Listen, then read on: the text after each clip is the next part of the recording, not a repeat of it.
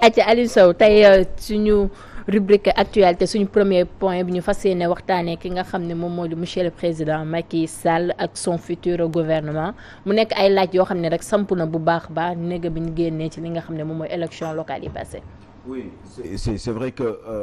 élection yi ñëw na fii am na benn espèce de razzia bu fi am par rapport ak justement cette grande coalition qu'est Yewwi Askan Wi. ci diggante bi entre-temps que les maires ñu leen di installé Coupe d'Afrique bi mi ngi fi woon finale Coupe d'Afrique bi et puis lépp li nga xam ne moom la Sénégalais yëpp di bëggee tey mooy cette Coupe d'Afrique justement des nations bi nga xam ne gagné nañ ko dans l'histoire de notre football donc du football sénégalais ñu jóge ci loolu démb ñu noon dañ koy ngénte mais en même temps ci biir loolu yëpp am na koo xam ne mi ngi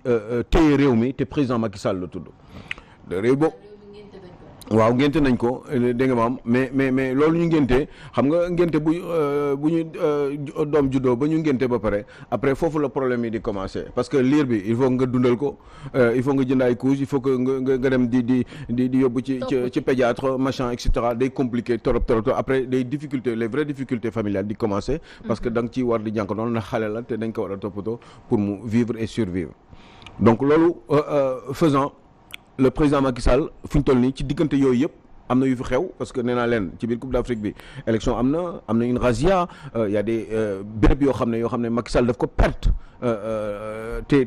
xëy na bëggoon na ko gagner moo taxoon mu def seen kamtalaay kattan avec beaucoup de moyens financiers pour gagner ko des villes stratégiques telles que Kaolack telles que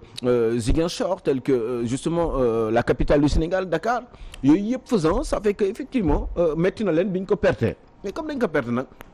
ak beaucoup justement de ces leaders de ces proches collaborateurs yoo xam ne moom moo amoon confiance teg leen ci ay béréb qui ont été justement humiliés loolu mu war a jouer sur li nga xam ne moom daf ko jiitaloon ci ay wax mooy dafa waxoon ni dafay indi un nouveau gouvernement avec justement quelques changements mooy ramener encore le poste de premier ministre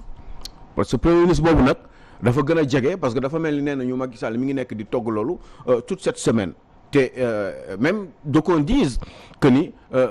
il a un gros problème pour faire un choix parce que ba tey xamul exactement kan la war a choisir pour premier parce que bu dee pour gouvernement rek il peut avoir une idée d'ensemble mais pour un poste pour ce premier ministre là benn nit lay choisir te boobu mi ngi koy choisir selon moom orientation yi mu bëgg par rapport ak les prochains jours les prochaines semaines les prochains mois même justement jusque en 2024 jusque fin wu mandat léegi loolu forcément pour ñu mën ci am une idée lenn rek la ñu mën a def mooy Macky Sall lan la bëgg fii ak 2024 pour après avoir un autre mandat éventuellement ou 2024 pour s'arrêter définitivement organiser des élections et puis dëkk bi ki nga xam ne moom la Sénégalais choisir ñu dem ci loolu avant loolu dafa am ay élections législatives yu war a ñëw mu war a contrôler di am une majorité qui va lui permettre moom de continuer ci ñaari at yi di ñëw de gérer le pays à sa guise parce que lépp lu mu teg ci ay lois il faut que ñu valider ko Assemblée nationale donc il lui faut encore une majorité à l'Assemblée nationale maintenant te loolu yëpp pour mu mën ko yombal il faut que Sénégalais accepter ko te pour que Sénégalais mën ko accepter mi ngi dépendre aussi ci gouvernement bi mu war a teg ak kan la war a jiital premier ministre parce que ci loolu ngay xam Macky Sall lan la bëgg boobu sax mën nga am une idée est-ce que dafay demaat pour beneen mandat wala est-ce que il aura compris que Sénégalais yi dañu fixé wu ci ñaari mandat et que loolu la ñu bëgg kenn xamul ça fait une semaine qu'il le fait c'est pour ça que question bi ñu posé nii mooy Macky Sall lan la war a mën a def kan la war a mën a ngeen xalaat ni wala la ñu mën a xalaat ni war nañ ko mën a choisir comme premier ministre mais ñaari hypothèse la ñu mën a teg benn bi mooy bu fekkee ni Macky Sall dafa bëgg liggéeyal réew bi kese ko tax a jóg du tenir compte de certaines considérations politiques pour mën a choisir ay nit li mu def loolu leneen lay def mooy choisir ay nit ñoo xam ne gëm nañu ñii ci ñaari at yi di ñëw dinañ ko liggéeyal liggéey bu mucc ayib ba nga xam ne moom li nga xam ne moom ses projets de réalisation moom la bëgg mu mën ko mettre en concrétisation pour mu def ko nag il faut mu choisir bu boobaa ay nit ay technocrates des gens qui sont bons qui sont reconnus quel que soit seen bord politique parce que bu boobaa moom priorité moom en tant que président de la République moom mooy ne man dama bëgg yi nga xam ne moom laa bëgg terminer sama mandat bi moom mooy fexe ba réalisation yi nga xam ne moom laa xalaatoon balaa 2024 man ma jeexal ko te pour loolu il faut que ma teg fi ay nit ñoo xam ne dañu am compétence dañu xam li ma bëgg man ñu defal ma ko ci délai bi nga xam ne moo ma imparti mooy délai bi toll fii maintenant jusqu'en 2024 te duñu xool appartenance politique loolu ci ay choix am mën na choisir côté boobu mais en même temps il faut qu'il aussi résiste politiquement te mënul sànni ay nit yi nga xam ne dañu réussir politiquement ci seen i gox boo demee ay comme par exemple ay Daara Jolof par exemple je ne peux pas imaginer qu'il ne puisse pas remettre encore ce monsieur xamuñu tuddati qui a gagné Daara Jolof Samba Ndiobène Ka pour mun ko bañ a tegaat foofu mais dans l'hypothèse où Samba Ndiobène Ka c'est un exemple parce que je réfléchis avec vous dans l'hypothèse où Samba Ndiobène Ka ne serait pas bon dans son ministère et que mu am ñu gis koo xam ne ni capable na def leneen le mieux que Samba Ndiobène Ka est-ce que moment boobu pragmatisme politique dina war a mën a tax mu ne ko écoute tu as été bon politiquement retourné nga sa mairie c'est très bien téye nga ma fa samay sympathisants léegi mais par contre ministère bi gis naa ni koo xam ne ci affaire élevage ak ressources animales tout ce que vous voulez dafa am koo xam ne moom laa fi wóolu pour mën ko fa teg donc yow Samba Ndiobène Ka moom mooy ministre de l'équité xaw ma lan chose yooyu enfin parce que Ali Saleh moom mooy élevage mais Ali Saleh ba tey ci waa Daara Jolof la nekk mais dama koy continuer di ko fa garder yow Samba Ndiobène Ka côté boobu comme Daara Jolof ñaari ministre ñoo fa soxee ko Ali Saleh Diop ak yow man dinaa récupérer ce ministère parce que équité boobu sociale boobu ministère boobu nga yor gis naa ni Cheikh Tidiane Gomis mën na ko téye parce que Cheikh Tidiane Gomis bu ko téye fii ak ñaari at lépp lu mu bëgg dina ko def parce que yow bi nga fi nekkee ba tey exemple bi nga fi nekkee ba tey donte góorgóorlu nga politiquement téye nga ma sa base bi pour APR ak Benno Bokk Yaakaar waaye mënoo fi toog mais matalewoo ci point wu liggéey exemple la je ne dis pas que c'est ça pour dire que ni des fois ay choix politique dafa doy waa torop bu fekkee ni suñu type de régime yi yu nekk nii pour nga exister pour ñu jox la ay responsabilités vous n'êtes pas forcément obligé d'être compétent admettons le cas de Abdoulaye Diouf Sarr est-ce que tey jii nii Abdoulaye Diouf Sarr war na mën a continuer di téye le ministère de la santé ou il n'a pas été bon et que mu tombé nii il n'a pas été bon non plus politiquement et que définitivement ñu éliminer ko ci échiquier moom Macky Sall gouvernemental am ou alors parce que il a pensé que ni Abdoulaye Diouf Sarr a été bon ci wàllum liggéey bi mais que ci wàllum politique il a été mauvais mais je continue quand même je m'entête à continuer à le garder dans ce même ministère parce que bu fekkee ni loolu def na ko choix boobu ça veut dire que moom gëm na ni Abdoulaye Diouf Sarr mu ngi doon liggéey bu baax donte perte na ci wàllum politique mais est-ce que bu fekkee ni ñaar yooyu yëpp ñoo am maanaam non seulement il y a eu beaucoup de couacs au niveau de ce ministère parce que beaucoup en parlent mais que aussi politiquement gis nañu il a été humilié par un jeune alors que moom waxuñu woon sax waxu ni Yoff da koy gagné ñoom xam naa ne Macky Sall bi muy choisir Abdoulaye Diouf Sarr pour moom Macky Sall Yoff moom kenn weranteewu ko da koy téye amul benn problème tout va bien donc xam naa ne bi mu yeewoo ba gis ni xale bi humilié na ko loolu jaaxal na ko parce que moom mi ngi doon seen Abdoulaye Diouf Sarr ca mairie de Dakar waaye ki nga doon seen ca mairie de Dakar goxam sax gañeew ko kooku est-ce que yow war ngaa mën a ñeme taxaw naan da nga koy tegaat comme ministre de la santé bi nga xam ne coow gu bari amoon na fi ci wàllum surtout dernièrement ci wàllum Covid bi période Covid bi avec les 1000 milliards yoo xam ne kenn xamul traçabilité yi ndax am na véritablement parce que kenn mënu ci am ay kayit yu normal yoo xam ne mën nañu permettre ñu xool ko xam ne fii mbiri fii ak fii la jaar Cheikh Tidiane Gomis. waaw mais Aliou Sow. xam nga nag gis nga nag nit yooyu yaay xam sa bopp. gox foog nga nekk gox. xam nga non c'est que xam nga dinaa jëlaat exemple ci tubaab yi. bu doon tubaab yi démissionné nañu. waaw da ngay xam sa bopp. non du ñu xaar comme yow li ngay wax ni ñu xaar ay conseil des ministres yi ñëw gouvernement bu bees non xoolal da ngay perte politiquement da ngay perte nga ne je démissionne de mes fonctions ministérielles de mes fonctions nangam yooyu yëpp loolu man loolu laa gis dafa am loo xam ne tamit Aliou Sow xam nga gis nga Macky Sall defe naa ne man boog damay jàpp ne que Macky Sall bii mooy dernier mandat damay jàpp rek damay koy ñaanal mu génn par là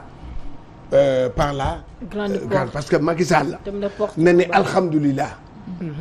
na ne alhamdulilah ci magistère am la fi Coupe d'Afrique dugg na ne alhamdulilah dégg nga ci magistère am la fi terre am. na ne alhamdulilah. ci magistère am la fi gaz ak pétrole am na ne alhamdulilah. léegi nag mooy li Aliou Sow yow li ngay wax mooy que xool intérêt wu population bi. mooy que yow Aliou Sow dénkoon naa la élevage. mais xool naa ne élevage bi bien vrai que gagné nga sa localité politiquement waaye élevage bi doxul. damay jël changer la. je donne un exemple ci sport bi. tey jii Matar Ba c'est lui qui a amené la première Coupe d'Afrique le premier mooy ministre des sports bi njëkk a indi fii Coupe d'Afrique mais le sport ne marche pas. lii dafa lii wa gagné kii bi rek daf ko làq. c'est vrai. 6 ans à la tête du sport. le sport ne marche pas. mais coach ci noonu rek. ñoo dañoo war a inaugurer li nga xam ne woon stade. yow bàyyi ma yooyu yow bàyyi ma ay affaire stade yooyu am na on a beaucoup de choses à dire gis nga man. régaluma mais amaat na beneen réalisation ma xoolal gis nga il faut nga xam sport bi il faut nga nekk ci biir sport bi. pour xam dégg nga pour xam. man gis nga bien boo ñu wax lu koy nañu wax Cheikh Tidiane Gomis lu leen neex. waaye man li ma gëm mooy que le sport sénégalais ne marche pas coupe bi kii la rek. façade la rek. on a gagné la coupe mais ça ne marche pas le football sénégalais à part l'équipe nationale rien ne marche mooy li may wax. kon nag nit xale yi ngénte yow yaay am solo bi démb nga ne rien xam ne que Aliou Sow mi dénk naa ko lii. objectif bi ma ci bëggoon amuma ko. dem na gagné mairie waaye nag na dem toogi na dem liggéey ci mairie te mu bàyyi beneen ci li may doole rek excusez-moi li may doole foofu mooy que gis nga bu fekkee nit nga comme li coach wax léegi nit da ngay xam sa bopp parce que munoo nekk ci santé ñu def la ministre de la santé te hôpital bi nga xam ne moo nekk sa gox nga nekk franchement ku ne xam na ni même bu dul problème yi ñuy nekkee sax mais nawet bi ñoom ñi nga xam ne ñooy malade yi nekk foofu bu ñuy génn ci hôpital bi gaal la ñuy dugg ndax foofu day fees. loolu mënoo ko régler mënoo régler sa gox loolu lu dul rond point boo décoré ba mu rafet ku dugg Yoff xam ne fii nii daal entrée bi la mais la ci biir nit ñi xamuñu ko. léegi yow sa gox googule problème ya fa nekk réglé woo ko nga ni da ngay dem nekk ministre. benn ba pare féetewoo ci wàllum santé te hôpital bi gën a mag amaana sax ci yi gën a mag la bokk mi ngi sa biir commune munoo fexe ba defar ko. nga ni dangaa jéggi dem di demee pour mairie de Dakar léegi Sénégalais yi ñoom nañ waxante dëgg ils sont conscients parce que xam ne li ñuy def seen carte lañ yor képp koo xam ne nekk nga fi xam nga ni yow chute mu ngi lay waajal da ngay xam sa bopp génn bu rafet ndax gis nga mag waa ne sutura moo ko may boppam ñi nga xam ne leer na leen ni léegi ngeen wàcc takk leen seen bagage ngeen abal nit ñi balaa gàcce di leen ci fekk man foofu laa ko teg balaa ñu leen di teggi ci li nga xam ne moom moo di seen i fauteuil am na solo Aliou Sow vite fait ñu dem ci sa deuxième point bi nga war a waxtaan li nga xam ne quelles doivent être les priorités du président yan ñoo war a nekk fu mu toll ni ay priorités am pour mu mën a satisfaire sénégalais li des ci mandat oui question boobu mi ngi dem sax dans le même ordre d'idée que la première question pour juste dire que ni eh ben fu ñu toll nii Macky Sall dafa war a réfléchir balaa moo choisir ay nit bu fekkee ni man dama gëm ni waa ji man Sénégal moo ko tax a jóg parce que man xam naa ni Sénégal kii wuñu tool on n'est pas maudit jusqu'à un point où mettre quelqu'un président de la République boo xam ne bëggul réew mi peut-être il peut avoir des difficultés par rapport ak ses choix et cetera mais bëgg na réew mi gënuñu ko bëgg maintenant ñun on est là juste pour donner des avis par rapport à la situation du pays moo tax ñuy laaj yan mooy priorité yi tey ci situation bi ñu toll nii gis nga dëkk moom mooy xool ñu muy choisir il faut pas que le président de la République Macky Sall di choisir ay nit parce que ay xaritam lañu wala parce que ay rakam lañu wala parce que yàggal nañu wala machin et cetera dafa am ñoo xam ne da leen war a jiital man par exemple man sama xalaat je peux me tromper mais bu ma juumee aussi nañ ma ne juumoo parce que diw ak diw mënuñu moon mais man sama xalaat damay xool aussi te damay bàyyi xel ci réew mi ni muy fonctionner dafa mel ni dafa am ñoo xam ne ñu mën ñoo xam ne kenn dafa mel ni du leen jiital man ba léegi man mënu ma comprendre lu quelqu'un comme par exemple Mimi Touré nii man ma xaw ma parce que waaw je sais pas parce que kenn mën pour man kenn nga comme Mimi Touré kenn nga comme Makhtar Cissé ak li ñu prouvé fii yëpp laa lay wax ne quelqu'un comme man pour man Mamadou Lamine Diallo comme tant que moom mi ngi nekk ci opposition bi sax man pour man ce sont des personnes comme ça yoo xam ne dañu amal njëriñ réew mi man mënu ma imaginer tey jii nii Barthélémy Dias par exemple nekk maire u Dakar war a collaborer wu capitale du Sénégal war a collaborer wu ak le président de la République man kenn du ko ubbil ba mu liggéeyal réewam alors surtout que ni d'abord il a l'expérience par rapport ak son